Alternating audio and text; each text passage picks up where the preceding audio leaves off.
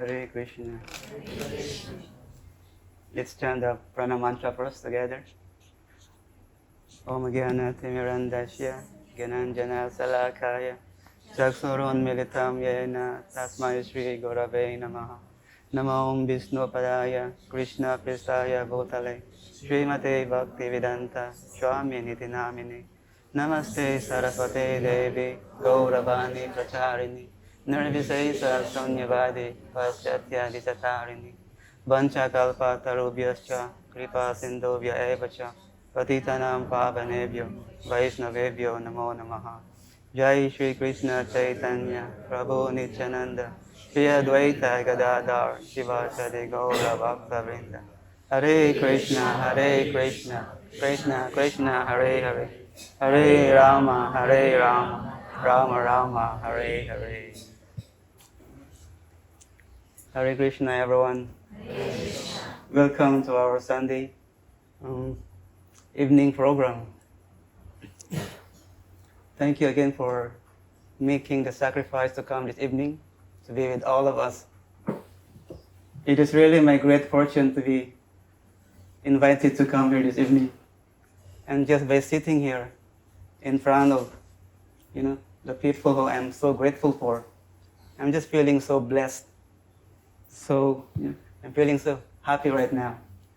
Because as you can tell, I wasn't really born in this culture. And so I'm so grateful for all of you, really, because this culture has changed my life. And I consider all of you as my senior, my teacher. And for that reason, I'm seeking all your blessings and prayers so that somehow I could share something meaningful, inspiring, and beneficial for all of us. So today I'm going to speak on this topic of, the principles of judgementalism.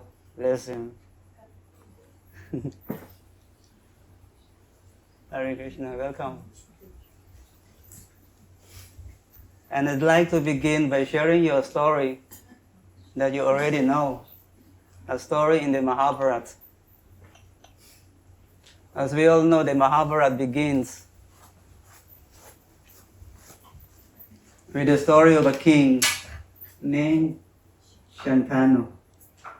So one day, King Shantanu, he was walking in the forest near the river Ganga. And then he saw a beautiful woman just came out of the blue. And that woman is Mother Ganga. And when he saw Mother Ganga, immediately he felt madly in love.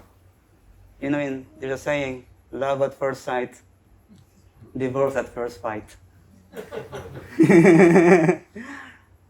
And then right on the spot, King Shantanu, he proposed to her.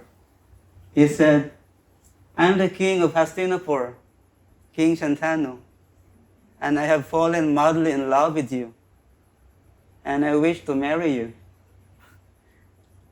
And then Mother Ganga told him, I will accept your proposal, dear king, but only if you accept my two conditions. Number one, never ask who am I or where I came from.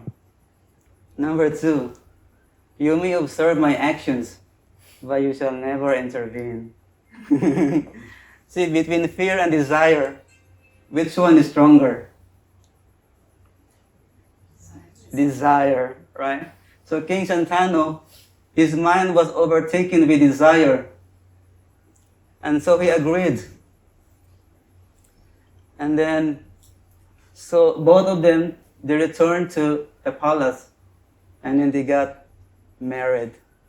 And then after some time, Mother Ganga gave birth to a son. King Shantanu, he was overjoyed, at the news. And then he went to Mother Ganga's room to greet her.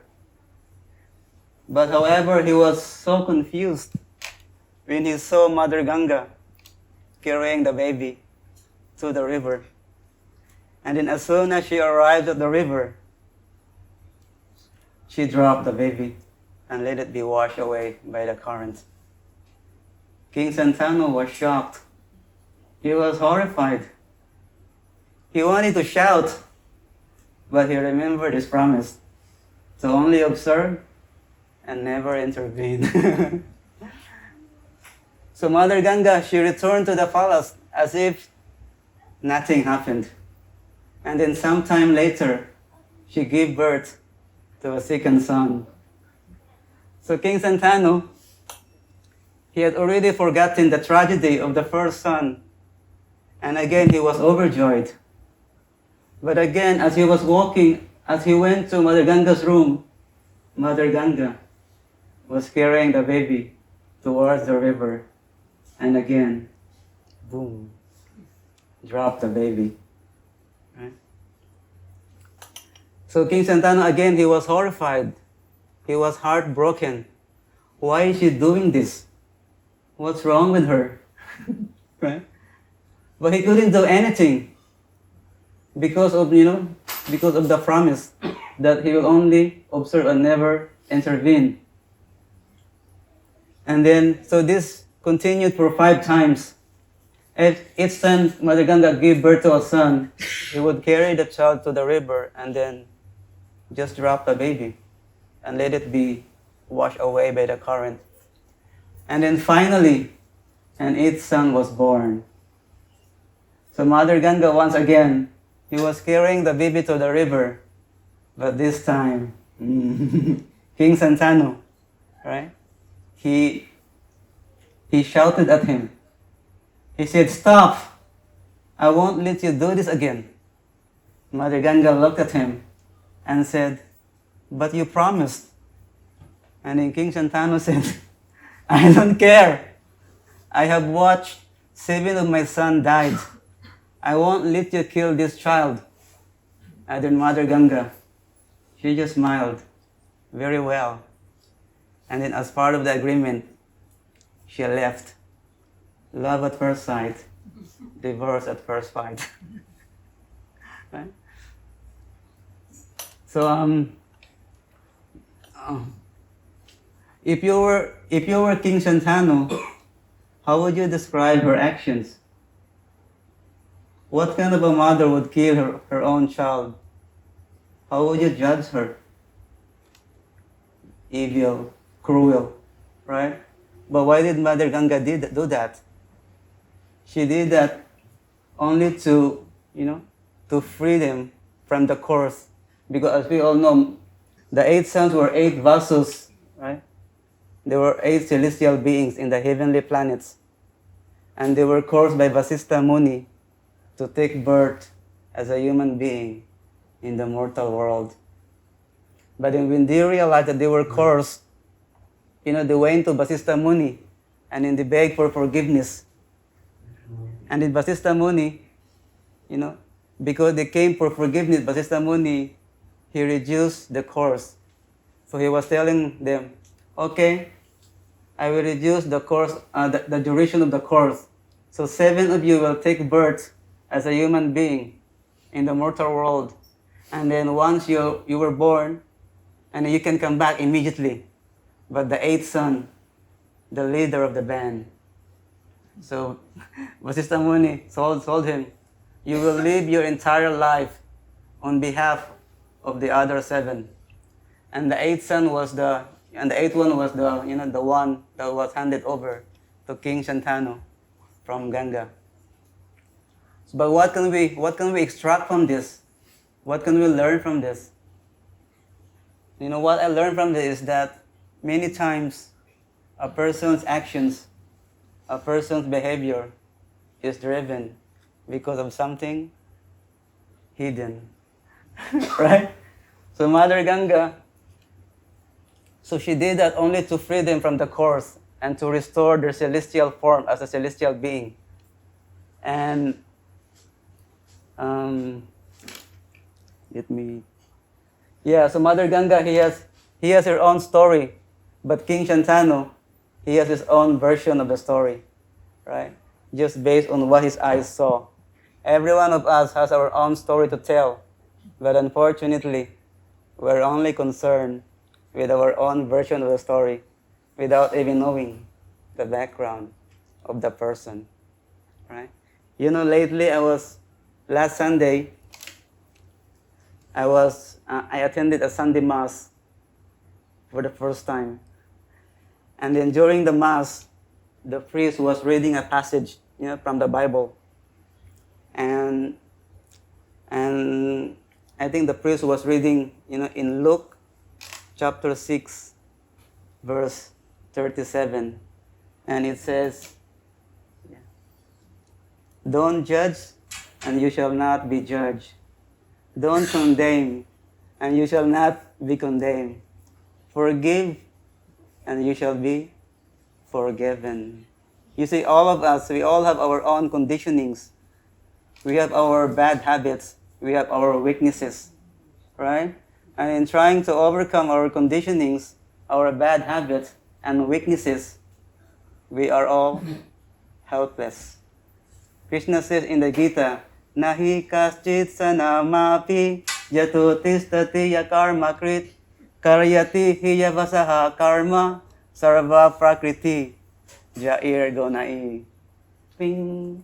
See, Krishna says, every one of us is forced to act helplessly according to the qualities we have acquired from the moods of nature. Therefore, no one can refrain from doing something. You see, our actions, our behavior, our personality, our character is influenced by the three moods of nature. And in trying to overcome the moods of nature, our conditioning, our bad habits and weaknesses, what did Krishna say in the Gita? "Daivihi yesaguna maye mama maya nuratyaya mameva ye prapadyante maya mitam sarantiti." See? Krishna says, Maya, this divine energy of mind consisting of Gona Mayi, the three moods of nature, Duratyaya, is very difficult to overcome. And therefore, through this teaching of the Gita, we can actually learn to replace judgment into understanding. To understand that just as I'm helpless in trying to overcome my weaknesses, my bad habits and shortcomings, they are also helpless. You see, I'm helpless. They are helpless. All of us are helpless. So there's actually no point judging others because we're all fighting with our own battle inside. Right? There's a very nice quote I want to share with all of you. Don't judge what people do until you know what they have been through. Right? Judging a person doesn't really define who they are. It defines who we are. Right? Dear devotees, I want to welcome all of you. Welcome to the age of Kali. Kali Yuga has come. You saw that? It is described that Kali Yuga is the age of quarrel. It is the age of judgment. And based on our judgment, we create a lot of problems, a lot of conflicts, relationship conflicts, conflicts between countries like the Russia and Ukraine, and countries even amongst religion. You know, there's one Maharaj. He was invited to give a talk in one university.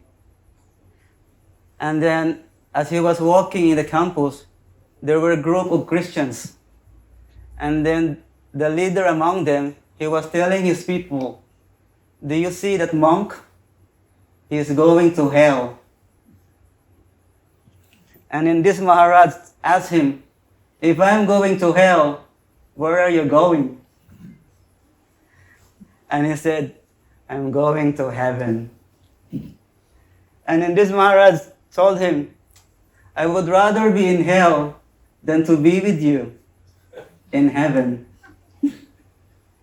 Right? I would rather be happier to be in heaven, or to be in hell, than to be in heaven with you. You see, even in the name of religion, people, including ourselves, can become so critical and judgmental towards others. Not only other groups, but even amongst ourselves. Right? Yeah, you all agree. Yeah.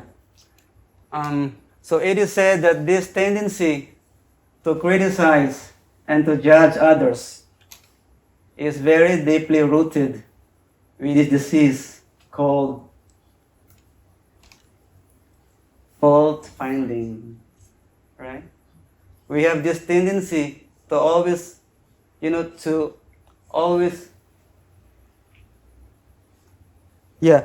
this tendency to always look into the fault of others and not go by what the motives is or what the intent is.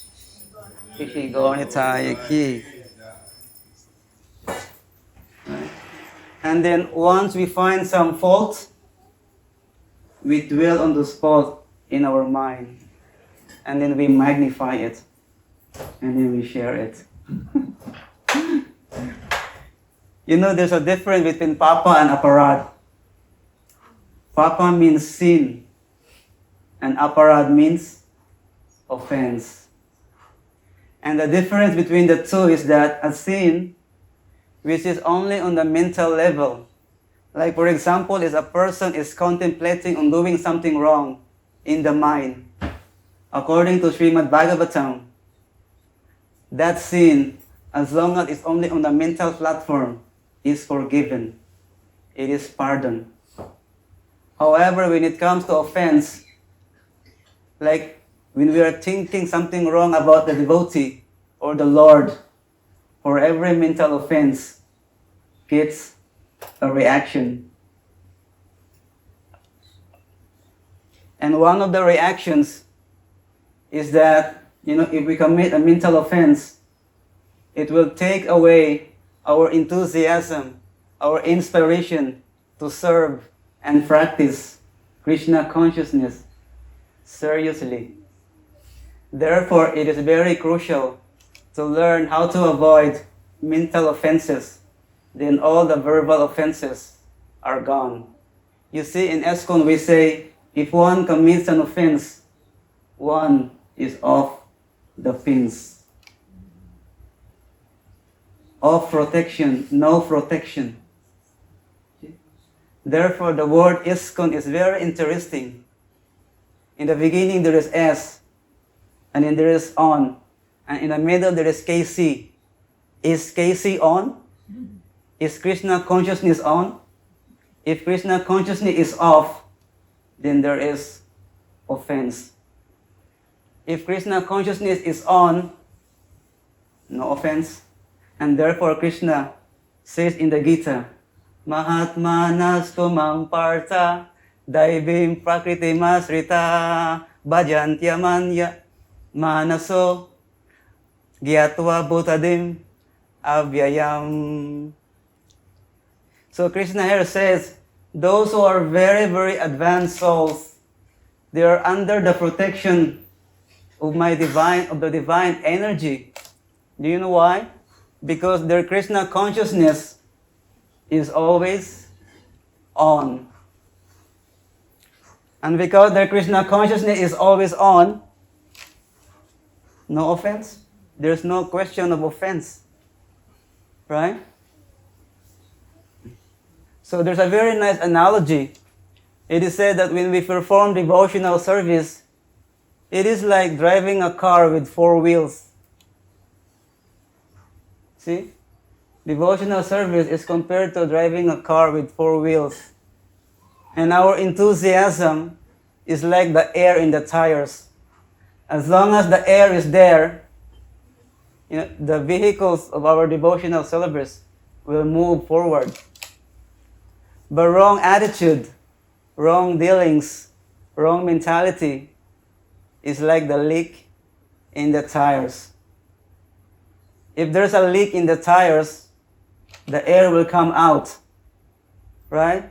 And if the air comes out, our enthusiasm comes out, then our vehicle of devotional service cannot move forward. It will get stuck. Have you seen that in a movie? Sometimes you will see the wheels, the wheels of the car are spinning, but the car is not moving. And sometimes we experience that. We might be doing devotional service for many years, chanting around, sitting around every day, doing puja and cooking for the deities. But we might not be moving forward. I don't know if you have experienced, but I experienced that myself. Right? We are not moving forward. And if we are not moving forward, I could be wrong on this. This yatra, this temple, may not be also be moving forward. Because the progress of this yatra lies on our progress. And therefore, it is very important as devotees, if we want to keep the vehicles of our devotional service move forward, we try not to make offenses of any sort, right? So dear devotees, this evening, I want to share with you 5 ways how we can avoid this fault-finding mentality. Of course, there are many ways, but I just want to share 5. And you might be surprised that from the word fault, we can actually learn some ways, some tips how to avoid fault-finding mentality. And the first tips, which is the F in the word fault, stands for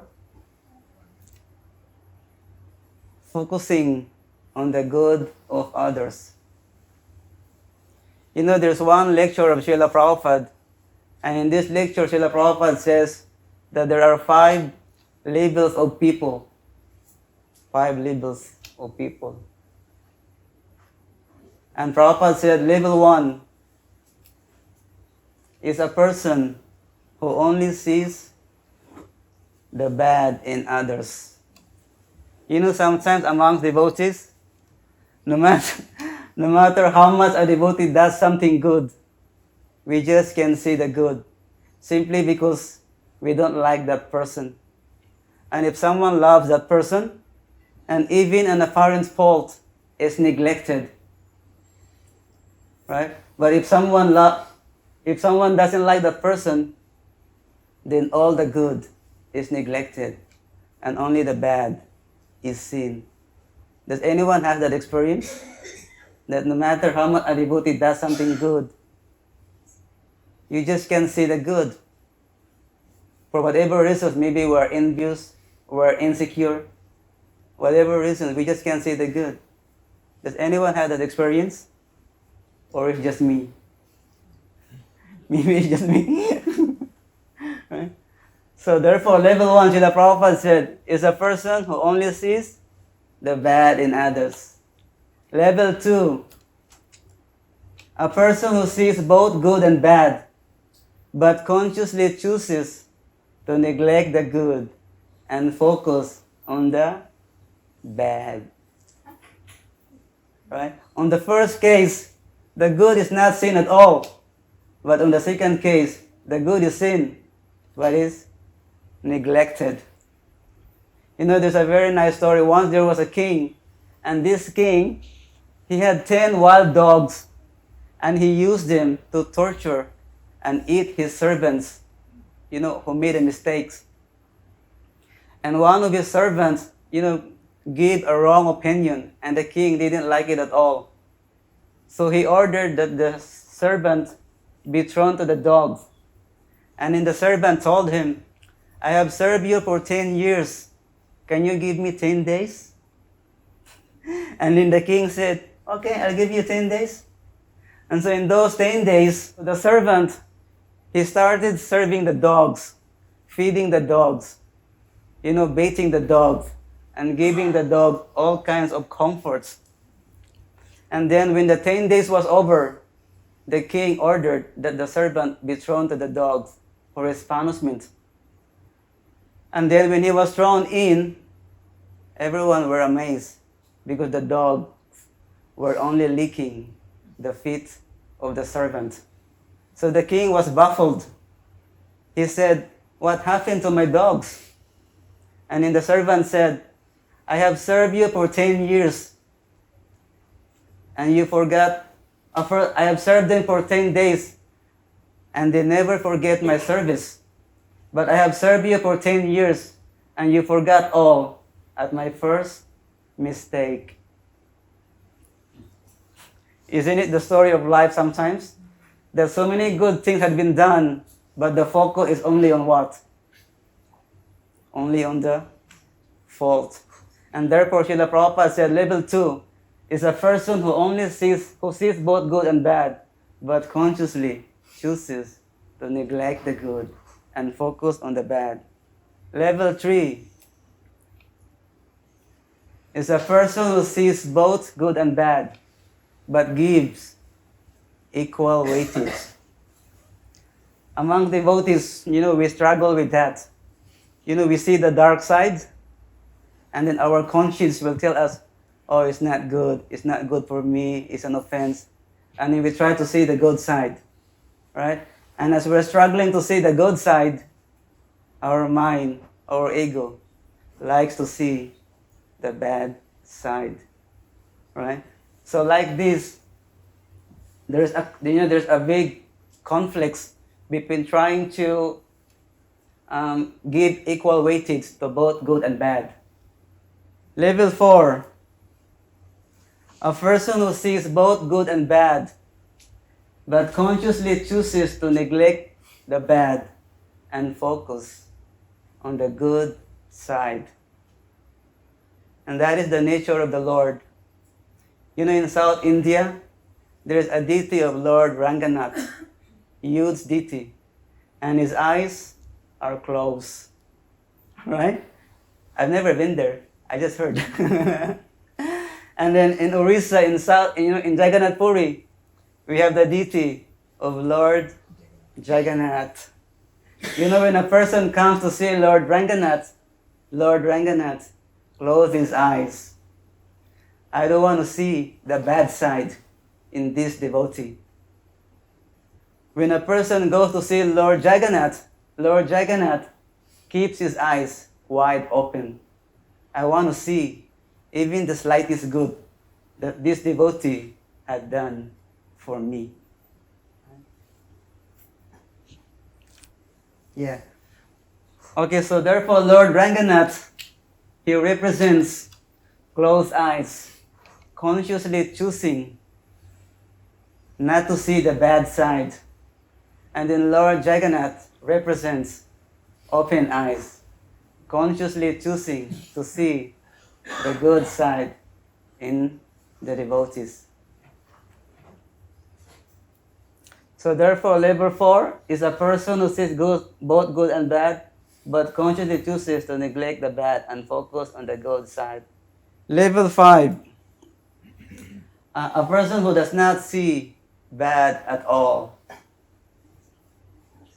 So in this stage, only Krishna can do it. And therefore, Srila Prabhupada said, at least all of us must come to level 4, where we see both good and bad, but we consciously chooses to neglect the bad and focus on the good. And therefore, the first steps by which we can overcome this fault-finding mentality is focusing on the good of others. Step 2, which is the A in the world fault, stands for awareness. Being aware of what are the effects of finding faults in others. And one of the effects in meditating in the fault of others is that we give shelter to those faults. If we constantly dwell on the faults of others, those faults will eventually come within our personality as well. You see, physical association doesn't just simply mean physical association. Of course, when there is physical association, that association affects us. because association is very contagious. So similarly, when we associate with the fault of others, it's very dangerous. It also affects us. And if we constantly dwell on the fault of others, eventually those faults will manifest within our personality as well. And then the next step, which is the you in the world fault, stands for uplifting others. See, there is no point dwelling in the faults of others. Dwelling on the fault of others doesn't bring good to ourselves, even to the person whom we find the fault in. And oftentimes, when we find some fault, it's not even a reality. It's just our own perception, right?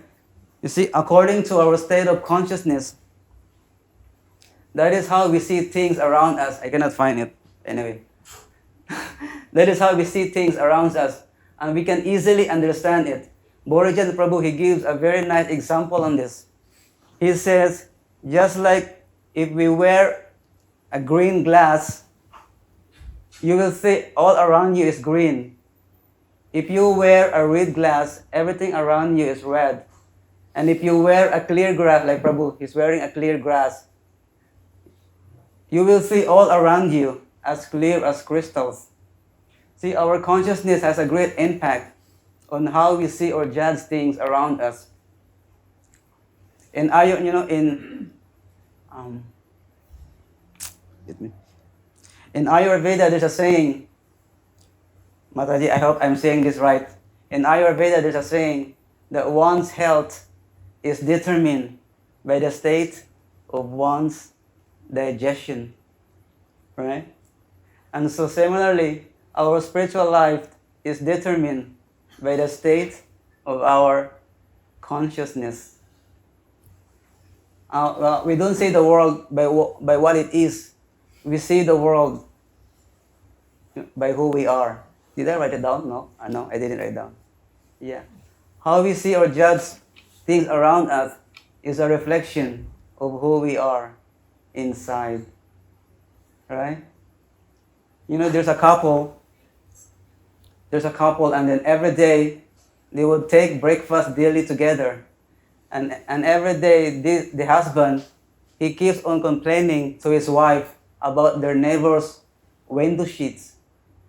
He said to his wife, look at our neighbor's window sheets. It's so dirty, so dusty. Why can't they clean it?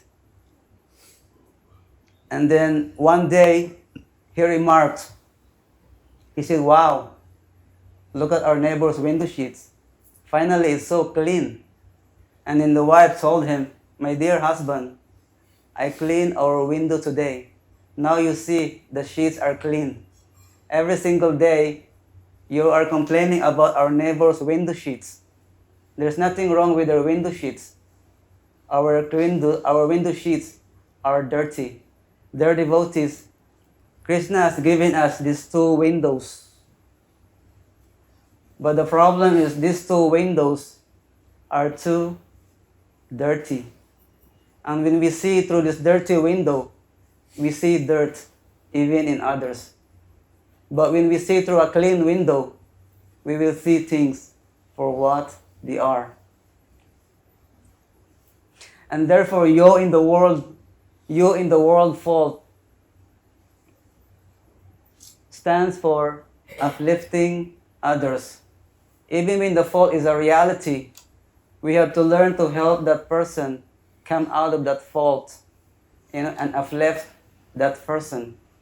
There's a saying in America, we uplift, we rise by uplifting others. When we uplift others, we uplift ourselves. Okay, the next one, L. So the next step, which is L in the word fault, stands for leave things to Krishna sometimes. We're supposed to leave things to Krishna all the time, right? But what I mean by this is that many times things in life are beyond our ability to deal with. And the classic example of this is Lord Balaram. You know, Lord Balaram, he was in the battlefield of Kurukshetra. And then Krishna told Bhima, hit that guy Duryodhana below the waist. And then Lord Balaram said to Krishna, Krishna, that is against the proper protocol of a Kshatriya behavior. And then Krishna told him, it's okay, just keep quiet. I know what I'm doing. Lord Balaram is such an amazing personality. He realized that there's only one controller, and that is Lord Krishna. So Lord Balaram, he left the battlefield, and then he travels to all the places of pilgrimage, except one place. Yes, Mataji. I should give you a reward, but I will think about it later. Yeah, so he went to all the holy places, but he didn't go to Jagannath Puri. Right? Because in Jagannath Puri, he's being worshipped. So Lord Balaram, he left the battlefield to prove that Krishna is the supreme controller. And he didn't go to Jagannath Puri to show to the world that Krishna is the supreme enjoyer. He doesn't want to see himself enjoying being worshipped. Lord Baladev. What an amazing personality. Finally, the last steps to help us overcome this fault-finding mentality, which is the T in the word fault. Tolerate. You see, when we come together, when we live together in a community, we have shortcomings, we have differences.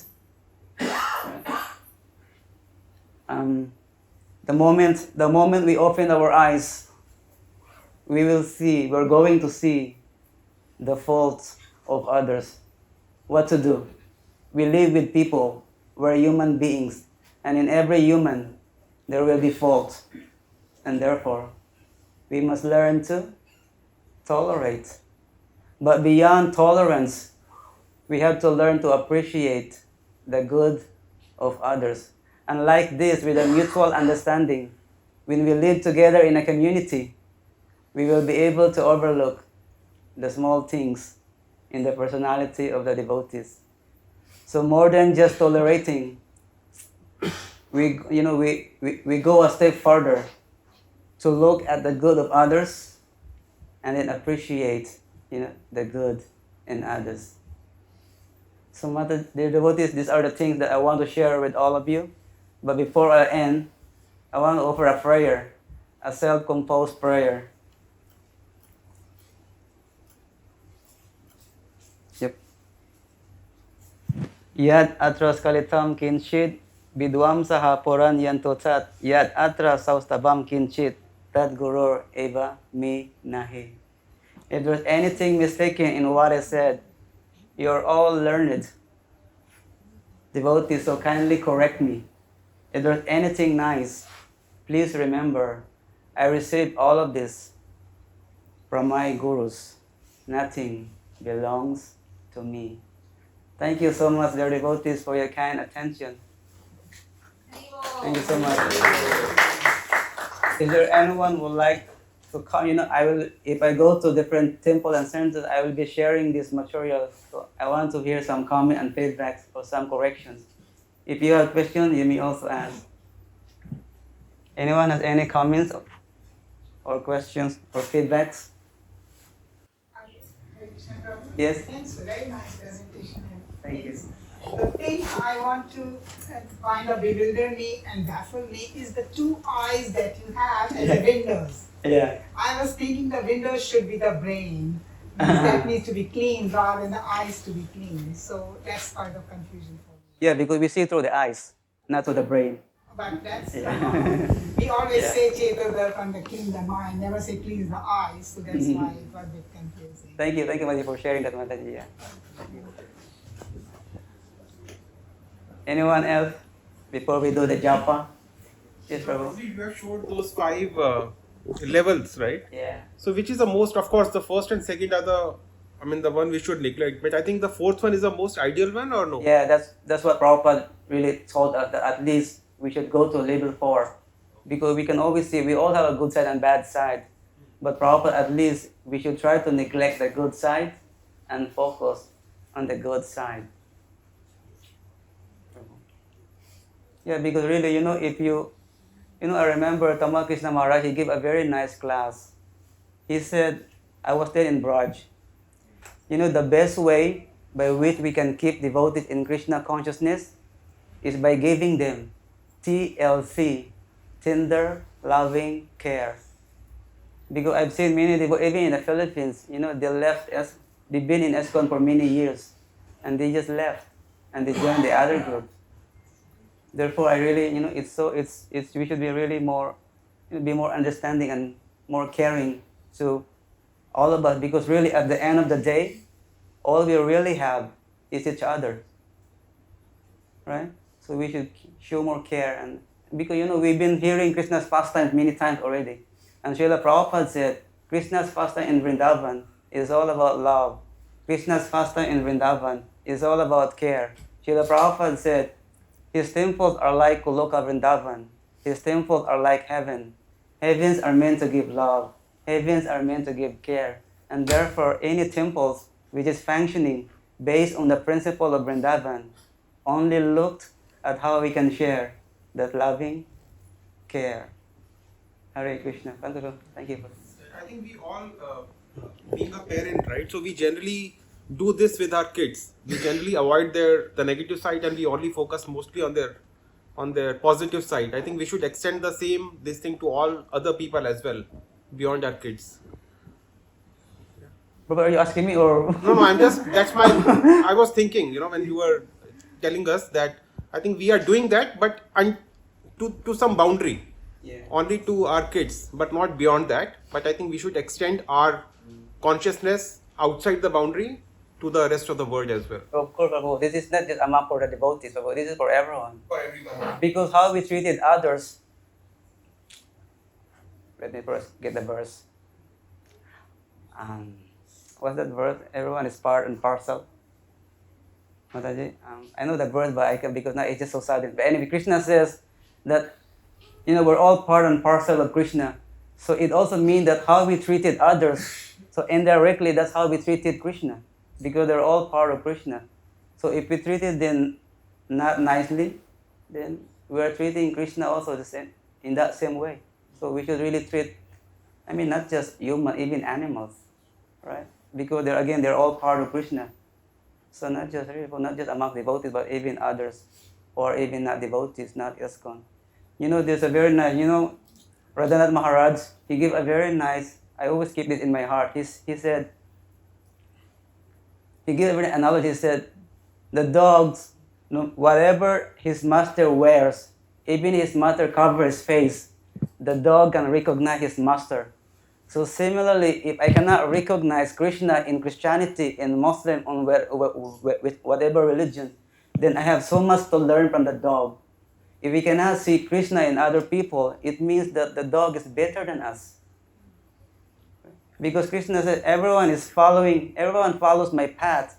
And the analogy on this is that just like, the mountains, like the peak is like God, right? Okay, the peak is like Krishna. And in the mountain, there are so many paths.